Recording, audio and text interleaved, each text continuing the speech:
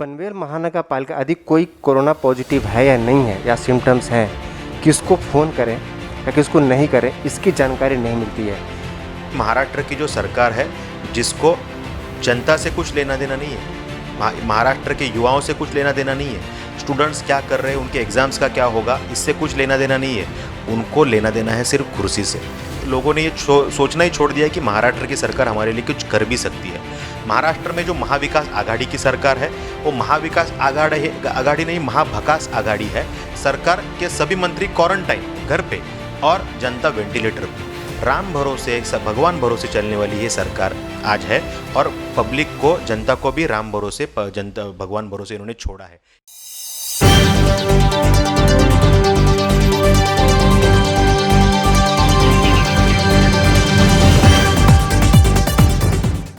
The public news 24 में आपका स्वागत है। नवी मुंबई कवर स्टोरी जो हम लेके आ रहे हैं। आज हमारे साथ विक्रांत पाटिल जी हैं। अभी कुछ दिन पहले भारतीय जनता पार्टी युवा मोर्चा महाराष्ट्र प्रदेश अध्यक्ष के पद पे इनकी नियुक्ति हुई है और युवा के साथ साथ एक सामाजिक कार्यकर्ता है।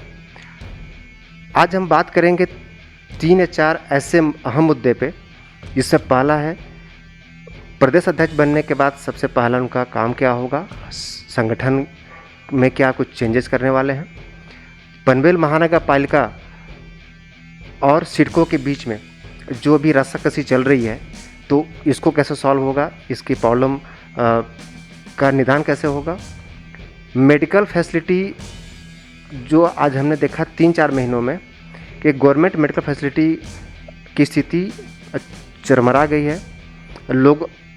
लोगों को पता नहीं चल रहा है कि हम जाएं कहाँ। प्राइवेट हॉस्पिटल बंद है, कुछ स्टार्ट भी हैं तो ज़्यादा फीस ले रहे हैं।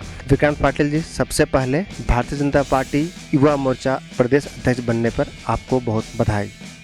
विक्रांत जी, अभी आप एक महाराष्ट्र प्रदेश उत्तर प्रदेश के पास सबसे बड़ी प्रदेश है और इतने बड़े प्रदेश की जिम्मेदारी अभी आपको मिली है। आपको क्या लगता है कि अभी संगठन में आपके आने के बाद जिला स्तर पे आप कुछ चेंज करने वाले हैं?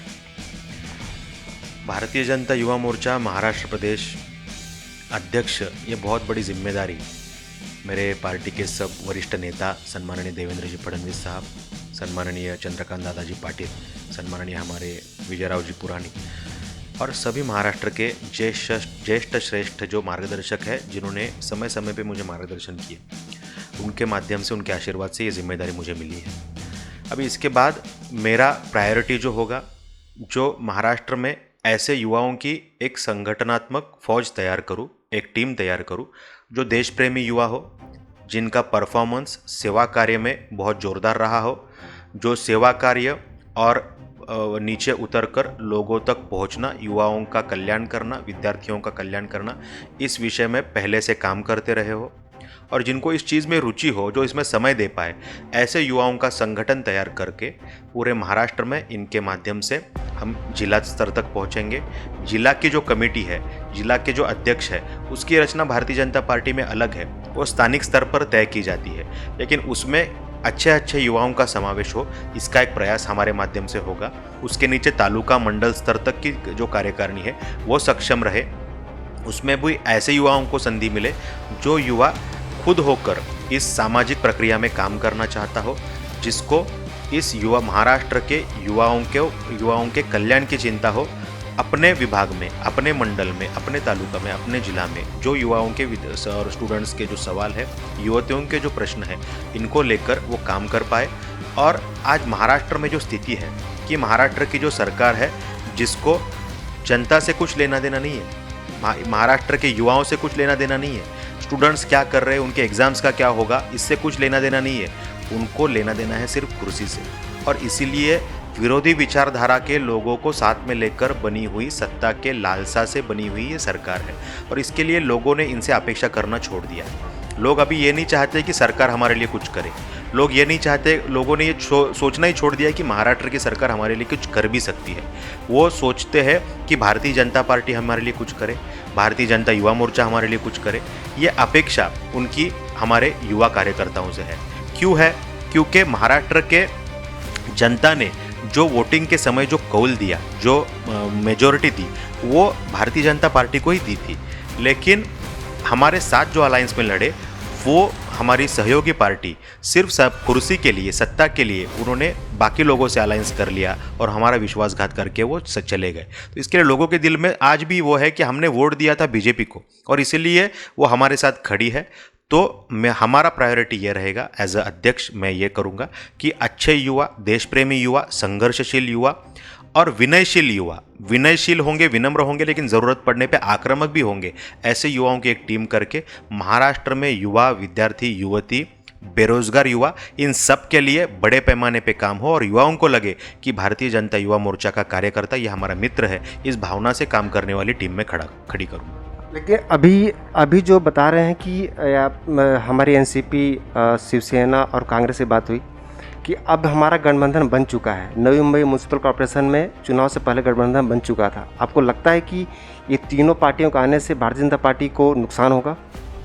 देखिए, जनता को कभी भी फॉर ग्रांटेड लेके नहीं चलेगा। महाराष्ट्र में ऐसा हुआ, ये दुर्दैव है शायद, कि जनता को फॉर ग्रांटेड लेने का काम शिवसेना ने किया। हमारी सहयोगी पार्टी थी, बीजेपी का फेवरेबल वातावरण था, केंद्र में नरेंद्र जी मोदी सरकार, इनके माध्यम से जो अप्रतिम काम हुआ उसका बख्शिश कह सकते हैं, उसका एक प्राइज़ कह सकते हैं, उसका एक सम्मान कह सकते हैं कि महाराष्ट्र में बीजेपी अलायंस को अच्छी सीट्स, यहाँ पर अच्छे वोटिंग का प्रोपोर्शन महाराष्ट्र के जनता ने दिया। लेकिन इन्होंने क्या किया, अलायंस पार्टी हमारी थी शिवसेना, वो चली गई दूसरे पार्टीज़ के साथ। आज नवी मुंबई में वो ये करना चाहते हैं, वो जनता को फॉर ग्रांटेड ले रहे। उनको लगता है कि हम कुछ भी कर सकते हैं और जनता एक्सेप्ट करेंगी। जनता भोली ज़रूर है, वो एक बार भरोसा ज़रूर करती है, लेकिन जब भी विश्वासघात जब भी ऐसा बड़ा होता है तभी जनता उसका सबक भी सिखाती है, यह याद रखने की ज़रूरत है। नवी मुंबई में यदि ये ऐसा करते हैं या महाराष्ट्र के कहीं पर भी ये ऐसी अलायंस करते हैं तो उसका नतीजा उनको ज़रूर देखने मिलेगा। लोग नरेंद्र जी मोदी को चाहते हैं, उनके कार्यशैली को चाहते हैं और देश का कल्याण करने वाला, भारत माता को परम वैभव पर लेके जाने का सपना जिसने देखा और साकार करने की ओर जो बढ़ चला है, आगे चल रहा है, ऐसे नरेंद्र जी मोदी को लोग चाहते हैं। और इसी के कारण महाराष्ट्र में भी अच्छा वातावरण है। महाराष्ट्र में देवेंद्र जी फडणवीस, इनके कार्यकाल में बहुत अच्छा काम हुआ है और लोग उनको भी चाहते हैं। हमें कुछ चिंता करने की ज़रूरत नहीं, लोगों को दिलों में नरेंद्र जी मोदी, देवेंद्र जी फडणवीस इन्होंने स्थान बना चुके हैं और इसीलिए कोई भी किसी भी प्रकार का अलायंस करे, कोई भी हमारे हिंदुत्व का विषय छोड़कर जो हिंदुत्व को इतने साल गाली देते रहे उनके साथ जाके मिले, अलायंस करे। लेकिन लोग समझते हैं कि ये कैसे दल बदलू और जो भूमिका ले रहे, जो अलग अलग बार अपनी भूमिका 10-10 बार चेंज कर रहे, ऐसे लोगों के पीछे खड़ा रहना या ऑनेस्टी से काम करने वाले भारतीय जनता पार्टी के पीछे खड़ा रहना, ये लोगों को पता है और लोग इसका जवाब देंगे। अभी महाराष्ट्र में अभी आपको लगता है कि कोरोना के केस सबसे ज़्यादा हैं, तो इसका जिम्मेदार कौन? देखिए, कोरोना ये महामारी है, ये कैसे आई, क्या हुआ, इसका सवाल तो बहुत बड़ा है और उसका आंसर ढूंढना और बड़ी बात है। लेकिन मुझे एक चीज़ कहनी है कि महाराष्ट्र में आज कोरोना का फिगर इतना बड़ा हुआ, ये क्यों हुआ, ये आत्मचिंतन का विषय है। आज इस देश में, भारत देश में, इतर राज्यों में ये चीज़ कोरोना कंट्रोल में रहा, वहाँ पे ये फिगर कंट्रोल में रहा। हमारे जितने ही बड़े राज्य और भी है वहाँ पर ये फिगर कंट्रोल में रहा, लेकिन महाराष्ट्र में ये फिगर क्यों बढ़ा, इसका आत्मचिंतन करने की ज़रूरत है। तो इसका जब ये आंसर ढूंढने का हम प्रयास करते हैं तो सामने दिखता है, और सामने ये जो हम रोज़ महसूस कर रहे हैं कि कम्युनिकेशन गैप, ये बहुत बड़ा विषय है। यहाँ पर किसी को इस विषय का लेना देना ही नहीं, ये परिस्थिति महाराष्ट्र में है। महाराष्ट्र में जो महाविकास आघाड़ी की सरकार है वो महाविकास आघाड़ी नहीं, महाभकास आघाड़ी है, जो सरकार जनता के प्रति जिसको कुछ भी संवेदना नहीं है। सरकार आज के तारीख में घर पे बैठी है, उसके मंत्री आज घर में है और सरकार के सभी मंत्री क्वारंटाइन घर पे और जनता वेंटिलेटर पे। राम भरोसे, भगवान भरोसे चलने वाली ये सरकार आज है और पब्लिक को, जनता को भी राम भरोसे, जनता भगवान भरोसे इन्होंने छोड़ा है। इनको लगता है ऐसे ही ये प्रॉब्लम सॉल्व हो जाएगा। आज एक कम्युनिकेशन गैप इनके बीच में देखने मिलता है। आरोग्य मंत्री आता है, सुबह एक स्टेटमेंट देता है, उस पर दूसरा गृह मंत्री दोपहर में कुछ अलग ही बात करता है, तीनों शाम में मुख्यमंत्री उस विषय पे अलग स्टेटमेंट देते हैं और सब मिलके रात को एक साथ बैठते हैं तो कुछ अलग बात करते हैं। तो जनता संभ्रमित है। आज महाराष्ट्र में कुछ निर्णय लेने की ज़रूरत थी, ये इन्होंने लिए नहीं। इनके बीच में कम्युनिकेशन गैप है। ये एक रूम में बैठते हैं तो झगड़ा करते हैं, एक दूसरे को गाली देते हैं, लेकिन जब बाहर आते हैं तो दिखाते हैं कि हम एक है, क्योंकि कुर्सी टिकानी है। कुर्सी के लिए किसी भी स्तर तक गिरने की क्षमता रखने वाली ये सरकार है। महाराष्ट्र में सम्माननीय एक्स चीफ मिनिस्टर देवेंद्र जी फडणवीस ये पूरे क्षेत्र में दौरा कर रहे हैं। पनवेल महापालिका में आए, नवी मुंबई में गए, मीरा भाईंदर में गए, भिवंडी में गए, अनेक महापालिकाओं में वो गए। वहाँ पर जाके दौरा किया, मीटिंग्स ली, चेक किया क्या हो रहा है, क्या नहीं हो रहा है, कहाँ पे त्रुटि है, कहाँ पे सुधार हो सकता है, कौन से चीज़ पे सरकार से फॉलोअप करने की ज़रूरत है। अगर एक्स चीफ मिनिस्टर माजी मुख्यमंत्री ये कर सकते हैं तो हमारे मुख्यमंत्री क्या कर रहे हैं, हमारे आरोग्य मंत्री क्या कर रहे हैं। आज उन्होंने जो काम करना चाहिए वो विरोधी पक्ष नेता कर रहे हैं। मुझे लगता है ये विदारक परिस्थिति, ये दुखजनक परिस्थिति महाराष्ट्र में है।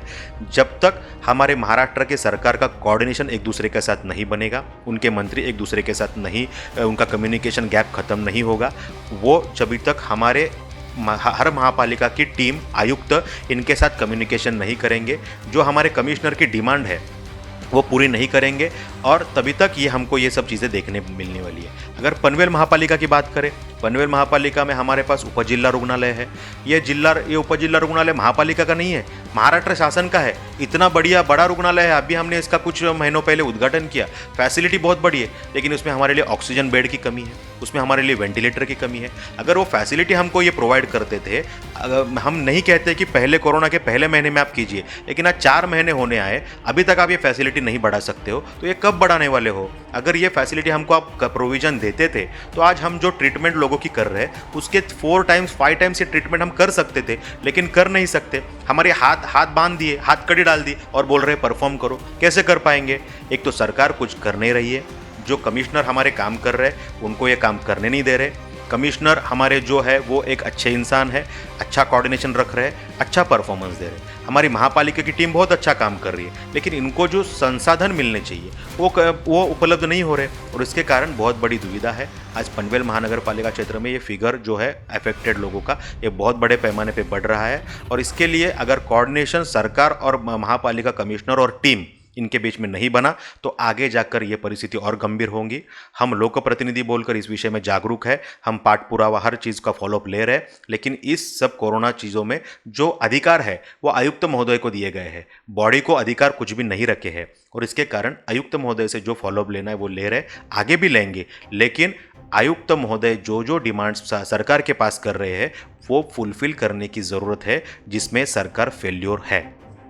तो अभी पनवेल महानगर पालिका जो 10 दिन का लॉकडाउन हुआ, आपको लगता है किसी पे लॉकडाउन बढ़ाने से ही कोरोना कंट्रोल होगा, या इस पे कुछ, क्योंकि हमने देखा था जो स्टार्टिंग का 21 दिन का जो लॉकडाउन हुआ था, कुछ एरिया भिवंडी, मानखुर्द, तलोजा, मुमरा, इसमें उस लॉकडाउन को कोई असर था ही नहीं, लोग घूम रहे थे। तो आपको लगता है कि ऐसा लॉकडाउन बढ़ाते जाएंगे तो एक जो कोरोना की जो बीमारी है, अब जो महामारी है, एक कंट्रोल में आ जाएगी?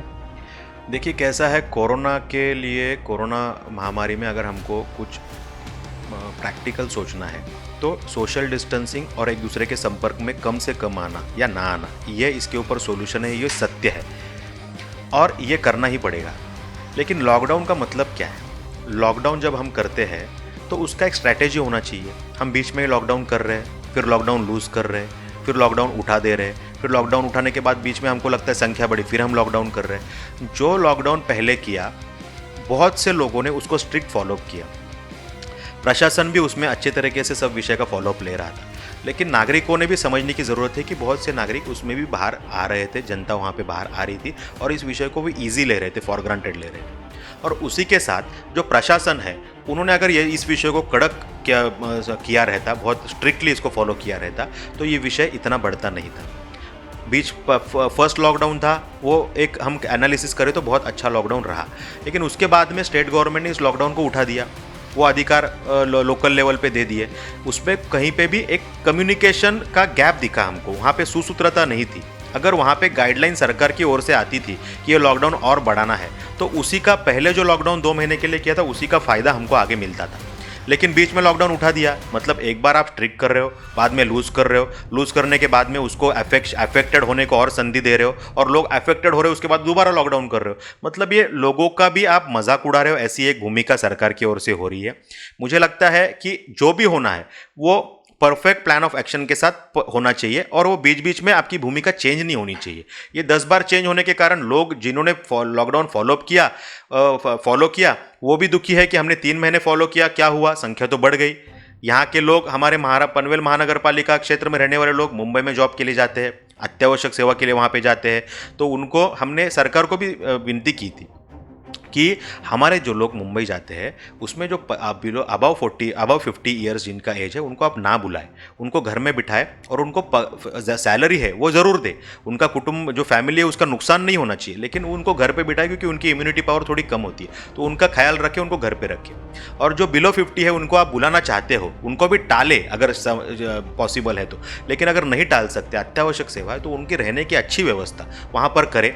तो वो रोज़ यहाँ पे आने से उनकी फैमिली इसमें सफ़र हो सकती है, ये समाज जो विभाग है वो सफ़र हो सकता है। ये रिक्वेस्ट हमने की थी, लेकिन इसमें हम बहुत सी सोसाइटी ने इसमें पत्र दिया था, यहाँ के आमदार महोदय है उन्होंने इसमें फॉलोअप किया था, लेकिन इस सब विषय में सरकार ने वापस फिर हर बार जैसे उदासीनता दिखाती है वैसे ही भूमिका उसमें भी दिखाई, और इसमें उन्होंने पॉजिटिव एक्शन नहीं लिया। और उसके कारण हम देख रहे हैं कि बहुत बड़े पैमाने पे यहाँ पर संख्या कोरोना अफेक्टेड लोगों की बढ़ रही है, और इतने बड़े पैमाने पे बढ़ रही है कि हर 10 बिल्डिंग 12 बिल्डिंग छोड़ के एक बिल्डिंग हमको सील दिख रही है। ये अगर अभी भी कंट्रोल नहीं किया, अगर महाराष्ट्र गवर्नमेंट में इसमें ध्यान नहीं दिया, हमारी जो लोकल टीम आयुक्त महोदय जो है उनकी टीम जो काम कर रही है उसको अगर प्रॉपर गाइडेंस नहीं दिया, और उसका वो जो कर रहे हैं उसका आढ़ावा जिसको करते हैं, एनालिसिस जो कहते हैं, वो अगर प्रॉपरली नहीं लिया तो ये संख्या और बढ़ सकती है। ये हम बार बार ये कह रहे हैं, इस पे ध्यान देने की ज़रूरत है। मुझे लगता है अभी तो महाराष्ट्र सरकार की आंखें खुलेंगी और हमारे ऊपर रहम खाएगी, और यह हमारे विभाग के लोगों का कल्याण करेगी। अब पनवेल महानगर पालिका और सिडको के बीच के जो झगड़ा चल रहा है, झगड़ा नहीं बोल सकते, रिस्पॉन्सिबिलिटी को ट्रांसफ़र कर रहे हैं। आपको क्या लगता है कि ये प्रॉब्लम कब सॉल्व होगा? क्योंकि मानसून से पहले जो तैयारी होनी चाहिए थी, सिडको बोलती है कि ये पनवेल महानगर पालिका की जिम्मेदारी थी। महानगर पालिका के किसी अधिकारी से पूछते हैं, बोलते हैं कि सिडको का कुछ काम था। तो आपको क्या लगता है इन दोनों के चक्कर में जो आम जनता है वो पिस रही है? बिल्कुल, आम जनता की हालत आज बहुत ख़राब है। हमारे पनवेल महानगर पालिका में जो क्षेत्र है, पहले हमारी नगर पालिका थी, हमारा 3 स्क्वायर किलोमीटर का क्षेत्र था, अब वो बड़ा होकर 110 स्क्वायर किलोमीटर का हमारा टोटल क्षेत्र बन चुका है। और इसमें 90% जो हिस्सा है वो हमारा सिडको क्षेत्र है। हमारे 90% नगर सेवक ये सिडको क्षेत्र से चुन के आते हैं, और आज देखा जाए तो उनके लिए कुछ भी काम नहीं है। लोगों की कुछ भी समस्या रहे तो उसका हल किसके पास है? सिडको के पास है। तो लोगों ने नगर सेवक जो कॉरपोरेटर है वो फॉलोअप किससे लेगा? सिडको से लेगा। अगर कॉरपोरेशन के पास कुछ विषय है तो हम यहाँ से इमीडिएट बात कर सकते हैं, इमीडिएट सोल्यूशन कर सकते हैं, लेकिन जब सिडको का सवाल आता है तो सिडको उनको उतना रिस्पॉन्स देती नहीं है। उनको लेटर लिखे, फॉलोअप लेते रहे, फिर 10 बार फॉलोअप लेंगे तो एक बार ये काम करेंगे। ये भूमिका सिडको की रही है। हमने अनेक विषयों में सिडको को इस विषय में हमने पूछा है, अनेक मीटिंग जो हमारी हुई उसमें हमने ये विषय उठाया है। और लेकिन हमको एक भावना सिडको की जो देखने मिली, जो एक सावत्र भूमिका रहती है, एक पराई भूमिका रहती है, कि सिडको क्षेत्र जब वो हैंडल करते थे तब जैसे वो ट्रीट करते थे, अब वो वैसे ट्रीट नहीं कर रहे। अब उनको पता है ये महानगर पालिका के पास हैंडओवर होने वाला है, और इसके लिए यहाँ से जो रेवेन्यू मिलने वाला है, पैसा मिलने वाला है, वो अब हमको नहीं मिलेगा। तो जब भी पैसा थोड़ा बहुत यहाँ से पैसा जब भी जनरेट होता था तभी वो यहाँ पे देखते थे, तभी भी बहुत समस्याएं थी, लेकिन तभी भी देखते थे। लेकिन अभी महापालिका के पास जाने वाला है, इसीलिए वो वहाँ पे कुछ कर ही नहीं रहे हैं जो योग्य नहीं है, जो गलत है। जब तक ये सिडको के पास है, जब तक महानगर पालिका के पास ये विषय हैंडओवर नहीं होते, तब तक इसको मेंटेन करना और लोगों को सुविधा देना ये जिम्मेदारी सिडको की ही है। ये बहुत जिम्मेदारी पूर्वक मैं कह रहा हूँ।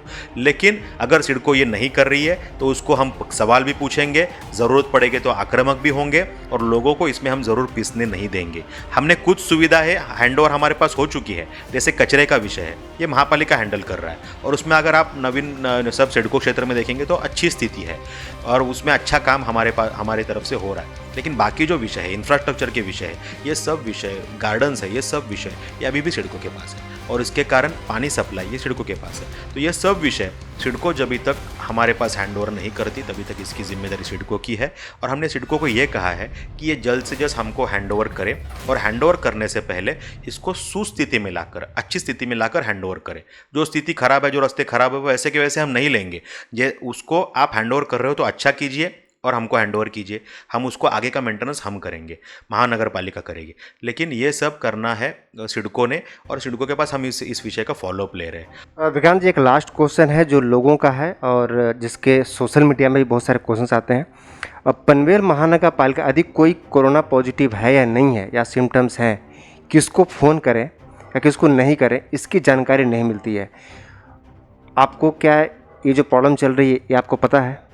जी, इसमें जैसे मैंने कहा कि थोड़ा सा कम्युनिकेशन गैप ज़रूर है। आज पेशेंट जब भी पॉजिटिव आता है तो सबसे पहले तो पैनिक हो जाता है, उसको चिंता रहती है, फैमिली पैनिक हो जाती है और उसके कारण उसको सूझता नहीं क्या करना है। तो जहाँ जहाँ पर ये लोग हमारे कॉरपोरेटर्स को फ़ोन कर रहे हैं या पार्टी के कार्यकर्ताओं को फ़ोन कर रहे हैं, वहाँ पे उनको सॉल्यूशन मिल रहा है, हमारे लोग उनको लाइन अप करके दे रहे हैं, ये चीज़ें कहाँ पे बात करनी है वो करके दे रहे हैं। लेकिन सबसे पहले इसकी प्रोसेस ऐसी है कि जब भी हम पॉजिटिव आते हैं हम टेस्ट करते हैं, टेस्ट के बाद जब पॉजिटिव आते हैं तो अगर हमारा घर अगर बड़ा है, 2 रूम किचन हमारा 2 BHK है, तो उसमें होम आइसोलेशन ये प्रोसेस कर रहे हैं कि एक रूम में प्रॉपरली होम आइसोलेट बंदा रहे, बाहर उसने ना घूमे और फैमिली से भी दूर रहे, ये विषय हम करते हैं, महापालिका करती है। और अगर छोटा घर है, होम आइसोलेशन पॉसिबल नहीं है और उसको सिम्टम्स ज़्यादा नहीं है तो आइसोलेशन सेंटर बने हुए हैं, जैसे खारगर में है, जैसे इंडिया बुल्स है हमारा, वहाँ पर हम इनको रखते हैं। उससे भी ज़्यादा अगर उसको सिम्टम्स दिखने लगे और थोड़ा तकलीफ कुछ हो रहा है तो फिर हॉस्पिटल्स हो गए। फिर महापालिका ने जो हॉस्पिटल्स टेक ओवर किए हैं, जैसे हमारा उपजिला रुग्णालय है, MGM है, इन सब हॉस्पिटल्स में इसको शिफ्ट करते हैं। लेकिन प्रॉब्लम ये ज़रूर है कि जिसको कम तकलीफ है इसको हम ट्रीटमेंट दे पा रहे हैं, लेकिन जिसको ऑक्सीजन की ज़रूरत है, जिसको वेंटिलेटर की ज़रूरत है, तो इसकी कमी आज महानगर पालिका के पास है। और ये क्यों है? क्योंकि हमारे पास इंफ्रास्ट्रक्चर बहुत बड़ा है हॉस्पिटल के माध्यम से, जो महाराष्ट्र शासन का हॉस्पिटल है, हमारा नहीं है, लेकिन रन उसको अभी महापालिका कर रही है, उसका चार्ज हमने लिया हुआ है। लेकिन वहाँ पे अगर वेंटिलेटर्स महाराष्ट्र गवर्नमेंट ने हमको दिए, वहाँ पर हमको अगर ऑक्सीजन बेड्स हमको अवेलेबल करके दिए तो बहुत अच्छी फैसिलिटी हम कर पाएंगे। और ये जो प्रॉब्लम्स है, आज लोग फ़ोन करते हैं, उनको समझता है बेड नहीं है, आज फ़ोन करते हैं बोलते हैं वेंटिलेटर नहीं है, तो प्राइवेट हॉस्पिटल्स के पास जाना पड़ता है। और प्राइवेट हॉस्पिटल्स आज कैंची लेके बैठे हैं, लोगों को कैसा काट सकते हैं ये काम वो कर रहे हैं। ये समाज सेवा का एक माध्यम है, ये हॉस्पिटल्स नहीं मान रहे।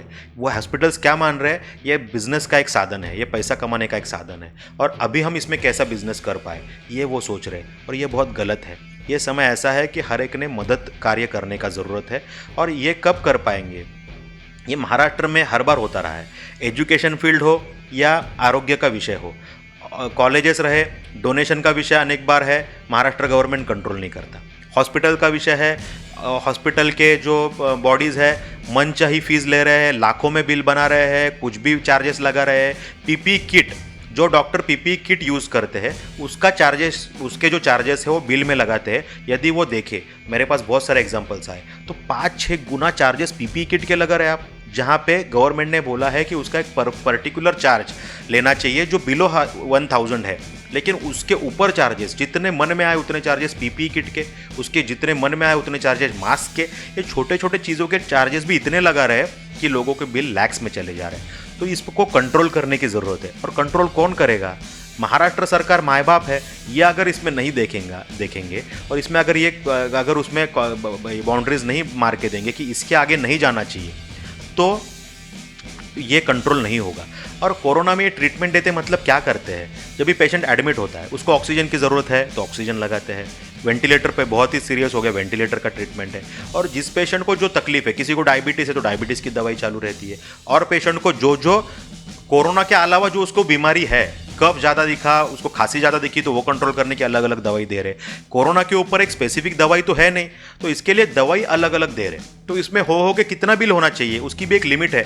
हम एक समझ सकते हैं कि हॉस्पिटल का एक क्लास होता है, एक नॉर्मल हॉस्पिटल होता है, एक मीडियम लेवल हॉस्पिटल होता है, एक बड़ा 5 स्टार लेवल हॉस्पिटल हम मान सकते हैं। तो उसके कुछ स्लैब्स बनाने चाहिए कि छोटे हॉस्पिटल का बिल इसके आगे ना जाए, मीडियम हॉस्पिटल का बिल इसके आगे ना जाए, उसके एकदम एकदम जो अच्छा हॉस्पिटल है जिसको रनिंग कॉस्ट भी ज़्यादा होती है, हम ये मानते हैं कि 5 स्टार ग्रेड का हॉस्पिटल रहे तो उसका चार्जेस ज़्यादा ही होगा, लेकिन कितना ज़्यादा होगा इसका भी एक लिमिट होना चाहिए। वो एक लिमिट सरकार ने डाल के बाउंड्रीज तैयार करना चाहिए। ऐसे हमारी रिक्वेस्ट है। सरकार जब तक इस विषय को सीरियस नहीं लेंगी, इस विषय पे सोचेगी नहीं, उनके आप साथ जो मतभेद है वो खत्म कर सत्ता की कुर्सी की लालसा छोड़कर जनसेवा की भावना से जब तक सोचेगी नहीं, तब तक इस पे सॉल्यूशन नहीं निकलेगा। हॉस्पिटल पे रेगुलेशन लाना बहुत ज़रूरी है और बाउंड्रीज में रखना बहुत ज़रूरी है। मुझे लगता है हमारी रिक्वेस्ट सुनकर हम इसके ऊपर बहुत फॉलोअप ले रहे।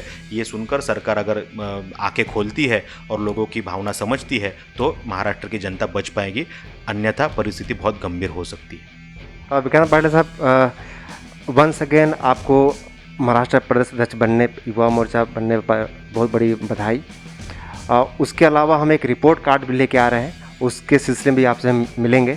कॉर्पोरेटर रिपोर्ट कार्ड पनवेल महानगर पालिका और नवी मुंबई, उसमें हम आपसे मिलेंगे। वंस अगेन आज विक्रांत पाटिल साहब हमारे साथ थे।